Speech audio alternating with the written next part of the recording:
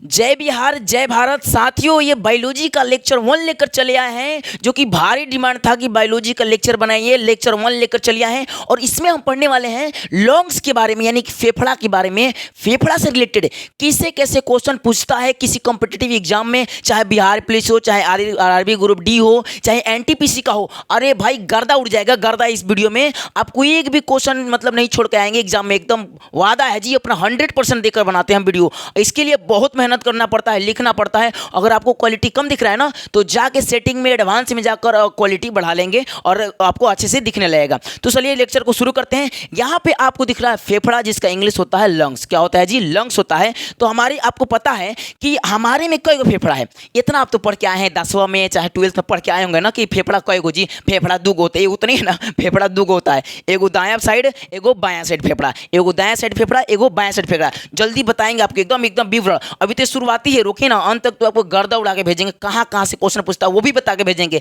ये खचरा है, पूरा खखोर देता है अंदर तक, ले कहता है ऊपर से ना पूछेंगे। 10वां के लेवल से एकदम 12th का खखोर देता है एकदम अंतर तक।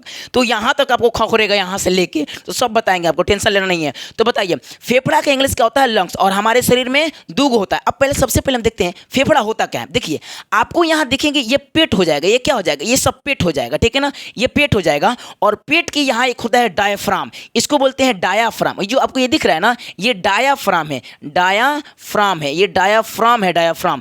ऐसे जो ऐसे दिख रहा है ना, ऐसे हमारे छतिया पे देखते हैं ना, ऐसे होता है, ऐसे। ये डायाफ्राम है। क्या है जी? डायाफ्राम है। और डायाफ्राम ये पेट को और छाती को 2 भागों में बांटता है। डायाफ्राम क्या करता है? पेट और छाती को 2 भागों में बांटता है। और एक गुबंद, मतलब समझते हैं, टेढ़ा ऐसे गुबंद के आकार का होता है। जैसे त्रिज्या देखते हैं, त्रिज्या भाई चाप के आकार का होता है, गुबंद की तरह, ठीक है ना। तो ये डायाफ्राम क्या करता है? पेट को और छाती को, यानी उदर गुहा पेट बोलते हैं, उदर पहले पेट को क्या कहते हैं? उदर गुहा। और जो छतिया है जिसमें हड्डियां है उसी क्या कहते हैं? वक्ष गुहा। तो ये वक्ष गुहा, ये उदर गुहा।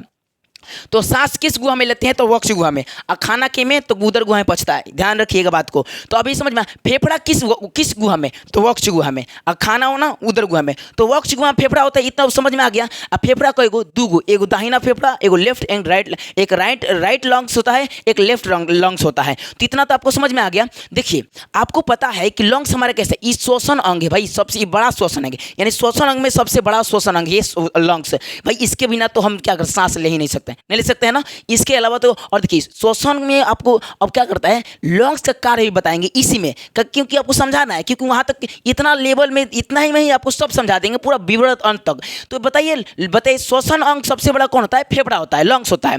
और देखिए ये स्पंजी का, ये स्पंजी होता है। स्पंजी कौन लोग स्पंज के रसगुल्ला देखे हैं? देखिए स्पंज के रसगुल्ला दाबते हैं, गाड़ देते हैं, फिर छोड़ देंगे, फूल जाएगा फटाक से, फिर दाबते हैं, पचक जाएगा, फिर छोड़ेंगे, फूल जाएगा। यानी कि पचकना फूलना इसका स्पंज करता है। क्या करता है? स्पंज करता है फेफड़ा। सांस लेंगे, सांस लीजिए, लंबा सांस लीजिए तो मेरे साथ में, लंबा सांस लेंगे, फूल जाएगा एकदम, दाब बढ़ा देगा, फूलेगा। और छोड़ेंगे तो पिचकेगा, फूलेगा, पिचकेगा। तो इसका आकार निश्चित नहीं होता है जी, इसलिए स्पंजी होता है। और गुलाबी भूरे रंग का होता है, गुलाबी भूरे रंग का होता है। कैसा होता है? गुलाबी होता है और भूरा रंग का होता है। कैसा होता है?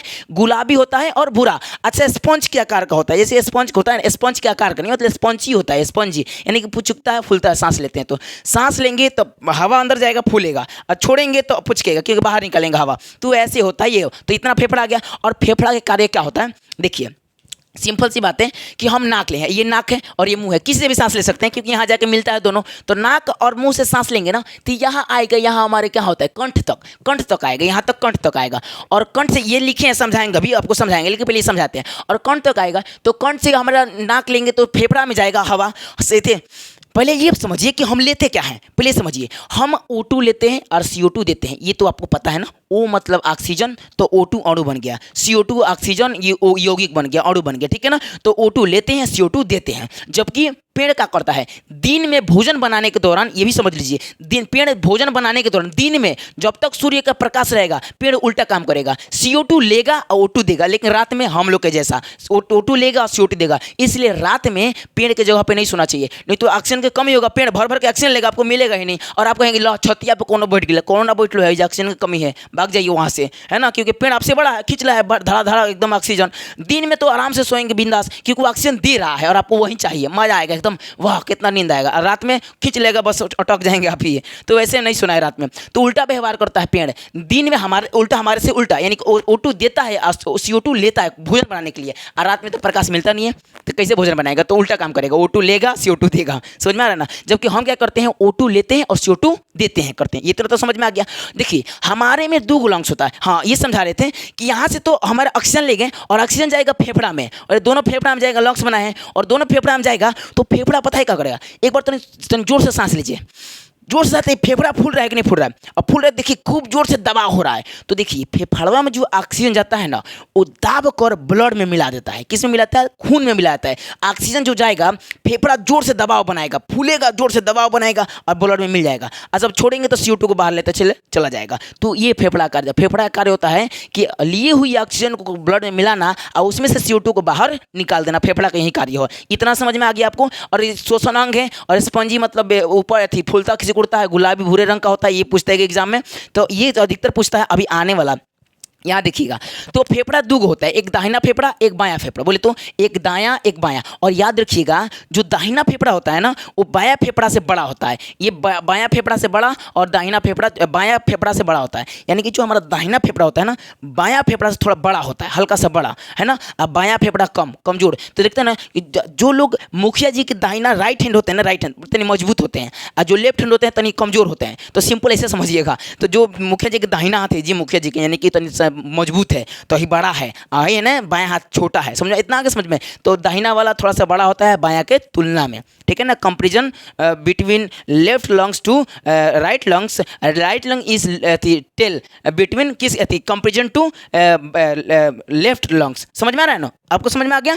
अब देखिएगा, अब इसमें बोल 3 गो होता है, बोल 3 गो है, में बोल 2 गो, यानी कि दाहिना में बोल 3 गो। बोल मतलब कौन चीज? बोल भाग। जैसे मानिए यहाँ पे हम लंग्स बना दिए, जैसे मानिए यहाँ पे हम क्या बना दिए? लंग्स से। सिंपल समझिए, यहाँ पे हम लंग्स बना दिए, ये हमको ये 2 गो यहाँ फेफड़ा बना दिए। अगर हम यहाँ 2 गो फेफड़ा बना दिए, सिंपल समझिए, अगर हम यहाँ 2 गो फेफड़ा बना दिए, तो ऐसे फेफड़ा बन जाइए भाई, ये फेफड़ा बन गया। सिंपल समझिए, फेफड़ा बन गया। तो फेफड़ा ये दाहिना है, ये बायां है, ये दाहिना है, ये बायां है। तो दाहिना में 3 गो भाग होता है, अब बायां में 2 गो भाग होता है। समझ में? क्योंकि छोटा है थोड़ा सा, ये क्या है, थोड़ा सा छोटा होता है, और ये बायां वाला बड़ा। तो इनमें 3 गो भाग, 1 खंड, 2 खंड, 3 खंड, इनमें 2 खंड होता है। तो बोलिए, ये भी पूछ सकता है एग्जाम में, क्योंकि बहुत छोटा है, खखोर के पूछ देगा। बोलेगा दाहिना, बोलेगा कौन फेफड़ा बड़ा होता है? तो दाहिना वाला बड़ा होता है बायां से बायां के तुलना में, ठीक है। अब इसमें 3 गो भाग, 3 गो बोल्ब पूछेगा, खंड नहीं पूछेगा तो समझ ही जाएंगे, भाग पूछेगा समझ जाएंगे। कहेगा बोल्ब लोब कहेगा, सॉरी लोब कहेगा, लोब। तो लोब 3 गो, यानी खंड 3 गो, 3 खंड में बांटा जाता है, ऊपरी मध्य बिचला, है ने 2 गो ऊपर नीचे, ऊपर नीचे, यानी कि है ने ऊपर नीचे, है ने ऊपरी मध्य, है ने बिचला, ऊपरी मध्य बिचला। समझ? लोब मतलब खंड, लोब यानी खंड, कितना भाग में बांटा गया? तो दाहिना वाला को 3 भाग, और बायां वाला को 2 भाग, यानी दाहिना वाला को 3 लोड खिलाते हैं मुखिया जी, और बायां वाला को 2 गो, क्योंकि मजबूत है, बड़ा है ना। इतना ट्रिक समझ में आ रहा है ना? चलिए अभी समझ में आ गया।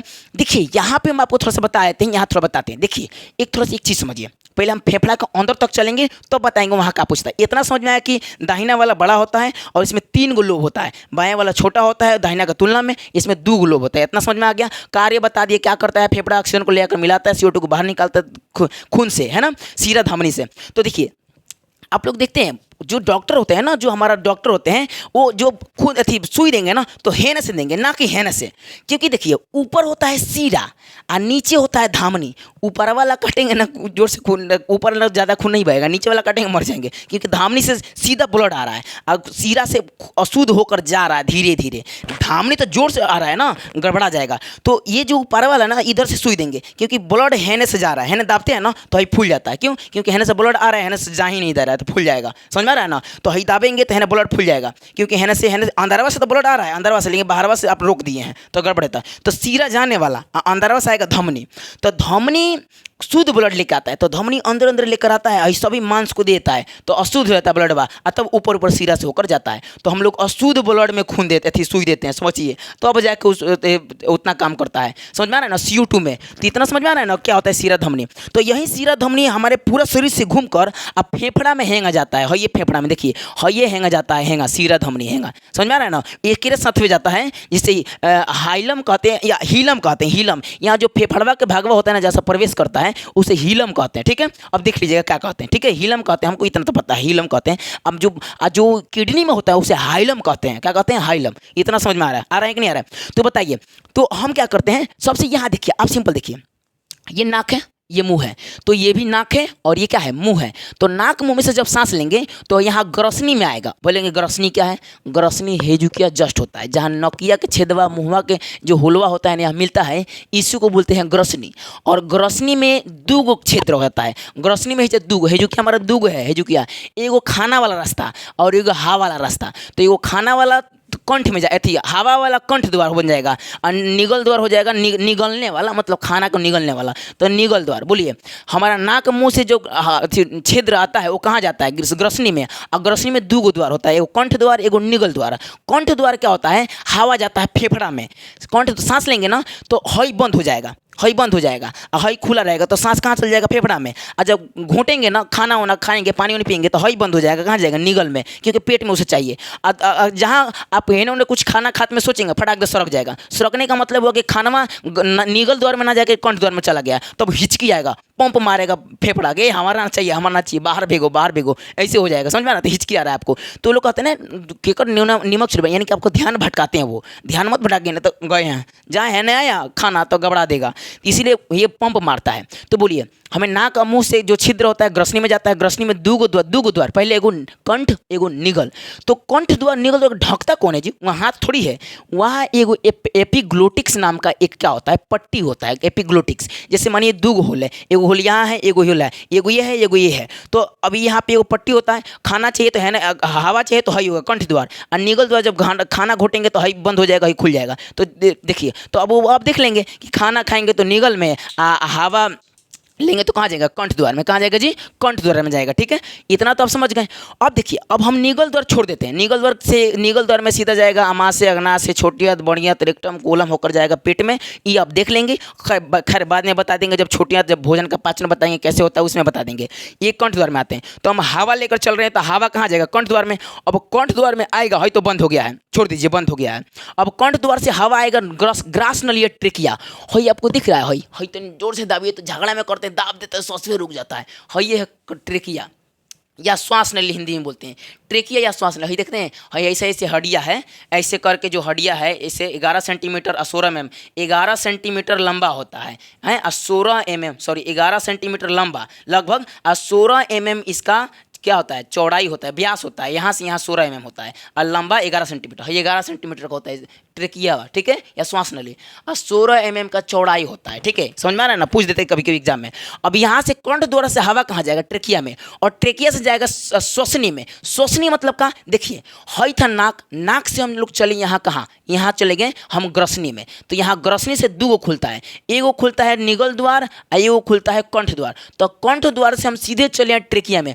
ये ट्रेकिया है, देख लीजिए, ये ट्रेकिया है, ये क्या है? ट्रेकिया है। और ट्रेकिया से हम सीधा चले आएंगे ये इसमें श्वसनी में। तो श्वसनी है, ये श्वसनी है, देखिए, ये श्वसनी है, ये श्वसनी है। और श्वसनी से हम आएंगे श्वसनिका में। श्वसनिका मतलब अंधारा वाला है श्वसनिका। और श्वसनिका के बाद से आ जाएंगे वायु कोष्ठ। तो वायु कोष्ठ है पूरा क्षेत्रवा है, देखिए यहाँ बना है, यहाँ ये है वायु कोष्ठ। है जो पूरा है ना, है ये वायु कोष्ठ है, ये वायु कोष्ठ है। क्या है जी? ये वायु कोष्ठ है। ठीक है, कोष्ठ।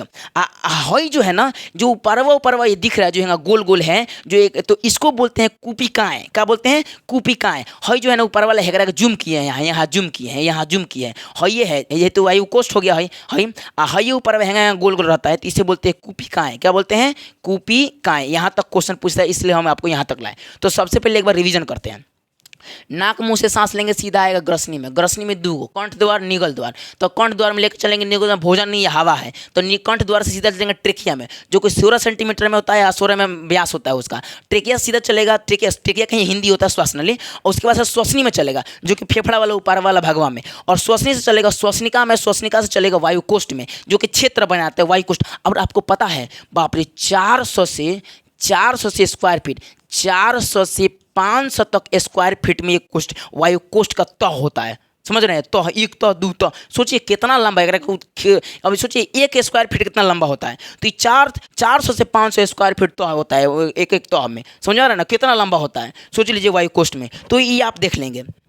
अब देखिएगा उसका से वायु कोष्ठ के ऊपर क्या होता है, तो ये होगा वायु कोष्ठ, ये आपको दिख रहा है ना, ये वायु कोष्ठ है। ये एक ऊपरवा होता है, क्या होता है ये कुपिकाएं, क्या होता है बाबू, क्या होता है, सॉरी क्या होता है दोस्तों, कुपिकाएं। ये क्या होता है, कुपिकाएं, और यही कुपिकाएं देखिए, और ये कुपिकाएं क्या करता है ना, देखिए ये हवा आता है ऐसे होते होते कहाँ आता है, वायु कोष्ठ में, और वायु कोष्ठ से कुपिकाएं में चलेगा, हई कुपिकाएं में, आ कुपिकाएं में ही हैगा ब्लड बहता है। देखिए हई ब्लड बह रहा है, ये है RBC ल्यूकोस, सॉरी रेड ब्लड सेल है, ये है रेड ब्लड सेल, ठीक है ना, यानी कि लाल रुधिर कणिकाएं, लाल रुधिर कणिकाएं जो कि गोल है, देख रहे हैं गोल गोल है, लाल रुधिर कणिका है, और यही ऐसे बह रहा है, क्या हो रहा है, बह रहा है। तो अब क्या होगा कि हई तो मिल गया वही वायु कोष्ठ, और वायु कोष्ठ में क्या है, कुपिकाएं हैं, तो कुपिकाएं O2 को मिला देगी और CO2 को बाहर निकाल देगी। ये प्रक्रिया बार बार चलती रहेगी, तो O2 मिलते जाएगा, CO2 फिर बाहर आ जाएगा फेफड़ा से बाहर, फिर O2 आएगा, फिर मिल जाएगा, फिर उसी के साथ में CO2 फिर बाहर अन्य गैस के साथ, तो ऐसे काम करता है। अब देखिए एग्जाम्पल कहाँ से पूछेगा,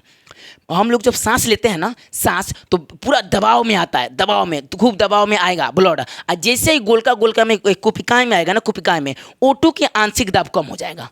पूछता है एग्जाम में किसका आंशिक दाब कम होता है, तो O2 का। ध्यान रखिएगा कभी कभी ये भी पूछता है कि फेफड़ा में जो वायु गैस का आदान प्रदान होता है किसके द्वारा, विसरण के द्वारा। अब विसरण का मतलब होता है उच्च क्षेत्र से निम्न क्षेत्र में जाना। जैसे देखते हैं पानी, जहाँ ज़्यादा पानी होता है, जहाँ ढुला होता है डुल जाता हो नहीं, तो उच्च से निम्न की तरफ जा रहा है। तो हमारे फेफड़ा में वैसे ही होता है, हमारे जब सांस लेते हैं ना, तो जहाँ उच्च वायु रहेगा वहाँ नहीं रहेगा, निम्न की तरफ भागता है। निम्न कहाँ है, निम्न है हमारे ब्लड में, कहाँ है, ब्लड में। और एक चीज़ सुनिए, एक चीज़ और सुनिए ध्यान से, ये समझने वाली बातें निम्न। तो ये अब एक बार फिर से रिवीजन करते हैं, मजा नहीं है। अभी एक बार फिर से, मुख से नाक में सांस लेंगे जाएगा ग्रसनी में, और ग्रसनी में दो गो, एक कंठ द्वार एक निगल द्वार, और कंठ द्वार में चलेंगे श्वास नली ट्रेकिया जो कि 16 सेंटीमीटर 11 सेंटीमीटर और 16 में व्यास होता है गोल का। अब यही है, और यहाँ से चलेगा श्वसनी में, श्वसनिका में, वायु कोष्ठ मतलब है पूरा क्षेत्रवा वायु कोष्ठ, यहाँ देख रहे हैं वायु कोष्ठ पूरा क्षेत्र है वायु कोष्ठ का, और वायु कोष्ठ से ऊपरवा है गोल गोल होता है कुपिकाएं, और कुपिकाएं में वांशिक दाब O2 के आंशिक दाब यानी दबाव, फेफड़ा जो दबाव, देखिए जोर से सांस लेंगे ना दबाव देता है ताकि मिले। देखिए आप हेनरी का नियम पढ़े हैं, हेनरी का एक नियम आता है, हेनरी का नियम जो कहते हैं कि जितना दाब बढ़ाएंगे, जितना दाब आप बढ़ाएंगे, जितना दाब बढ़ाएंगे उतना ही जो हवा होता है वायु का मिश्रण क्या होगा, वायु का मिश्रण जल में बढ़ेगा। यानी कि जल माने कोई द्रव है और जितना दाब वही पर लगाएंगे ना हवा पर, जैसे आप देखिए पेप्सी पिए हैं, देखो फटाक दे खोलता सट दे बाहर निकलता CO2, क्यों, क्योंकि प्रेशर करके CO2 को मिलाया गया है। तो यही हेनरी का नियम है। हेनरी का नियम कहते हैं जितना दबाव बढ़ेगा उतना ही आपको क्या करेगा, हवा ब्लड में मिलता है। तो सांस लेते हैं तो फेफड़ा फूलता है तो दबाव लगता है, तो वहीं O2 जाके ब्लड में मिल जाता है। वहीं तो कहीं सांस लेंगे ना, इसीलिए लोग कहते हैं कि लंबा सांस लीजिए ताकि ज़्यादा दबाव बने और ज़्यादा O2 जाके ब्लड में मिले, और जब ज़्यादा O2 ब्लड में मिलेगा ना पूरे शरीर में एकदम तंदुरुस्ती रहेगा आपके। समझ में आ रहा है ना, इसीलिए बोलते हैं बाबा लोग, ये बाबा लोग नहीं बताएंगे कि क्या साइंस है, वो तो जानते हैं बस। हाँ ठीक है, अच्छी बात भाई, योगा करना, लंबी सांस लेना, लीजिए लंबी सांस। तो ये आपको समझ में आ रहा है, जब हम सांस छोड़ते हैं तो दबाव कम होता है फेफड़ा का, जब लेते हैं तो दबाव बढ़ जाता है। तो जब लेते हैं दबाव तो O2 लेते हैं, O2 दबाव बढ़ा है जाकर फट दे मिल जाता है ब्लड में, और जब छोड़ते हैं तो दबाव कम होता है तो CO2 बाहर निकल जाता है क्योंकि दबाव कम हो गया है। समझ में आ रहा है ना। तो एक चीज़ और पूछता है क्वेश्चन, जानते हैं क्या पूछता है, तो पहले एक चीज़ देखिए, पहले एक चीज़ पूछता है कि यहाँ वो देते हैं, यहाँ अब देखिए हम क्या करेंगे, यहाँ देखिएगा, यहाँ हम बोलेंगे कि जब हम क्या करेंगे, ये हीमोग्लोबिन है, आपको ये खून बह रहा है लाल का, तो लाल क्यों होता है? हीमोग्लोबिन के कारण, हीमोग्लोबिन के कारण, हीमोग्लोबिन के कारण खून क्या होता है? लाल होता है, हीमोग्लोबिन का खून। तो याद करिए कि जब हम O2 लेंगे यानी कि ऑक्सीजन लेंगे, यानी कि O2 लेंगे, ऑक्सीजन लेंगे, और जब वो हीमोग्लोबिन से मिलेगा ना, हीमो मतलब हीमोग्लोबिन, तो जानते हैं क्या बोला? ऑक्सी हीमोग्लोबिन बनाएगा, ऑक्सी हीमोग्लोबिन,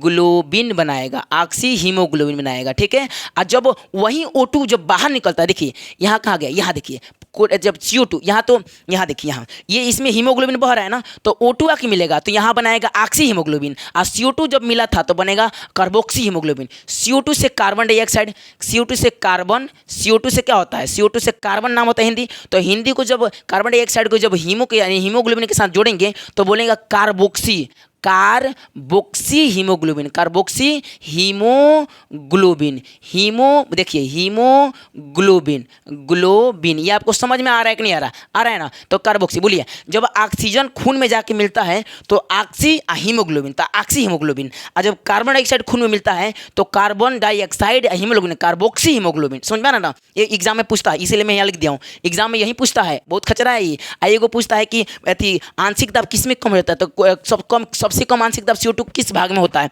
तो कुपिकाय में होता है, ठीक है। अब कुपिकाय में CO2 जाकर मिलता है, O2 बाहर निकलता है कुपिकाय में, कहाँ? खून के नस से सीधा डायरेक्ट हई कनेक्ट होता है, हई सब कनेक्ट नहीं होता, हई कनेक्ट होता है कुपिकाय। अब देखिए पूछता है कि फेफड़ा में कैसे वो हवा का आदान प्रदान होता है? तो विसरण के द्वारा। किसके द्वारा? विसरण के द्वारा। इतना आपको समझ में आ रहा है ना? फेफड़ा का फूलता है तो दबाव बढ़ता है, और जब सिकुड़ता है दबाव घटता है। इतना समझ में आ गया? अब देखिएगा एक चीज़ और समझना है। अच्छा एक चीज़ आप सोचें कि जब हम O2 को बाहर से अंदर लेकर गए तो कोई ना कोई क्रिया होगा, तो O2 से अंदर से जब बाहर से अंदर लेकर गए तो इस क्रिया को बोलते हैं, यहाँ मिटा दें, यहाँ मिटाते हैं, इस क्रिया को कहते हैं हम, देखिए ध्यान से, इस क्रिया को कहते हैं हम श्वासोच्छ्वास। इस श्वसन क्या बोलते हैं जी? उच्छ्वास बोलते हैं। जब O2 को बाहर से अंदर फेफड़ा में लेकर जाया जाता है, ले जाना की क्रिया को प्रश्वास कहते हैं। पूरा अब बाहर निकालने की क्रिया को, ले जाने की क्रिया को प्रश्वास, अब बाहर निकालने की क्रिया को अंदर से उच्छ्वास, उच्छ्वास। अब दोनों जब आपस में मिलता है, ले जाना ले आना, तो दोनों क्रिया बन जाता है श्वासोच्छ्वास, चच्छवास। यही क्वेश्चन पूछता है एग्जाम में, पूछता है प्रश्वास क्या होता है? तो बाहर से O2 अंदर ले जाना, उच्छ्वास में तो उल्टी करना, बाहर निकालना, तो प्रश्वास और उच्छ्वास, और जब दोनों मिलता है तो बन जाता है श्वासोच्छ्वास। समझ में आ रहा है ना?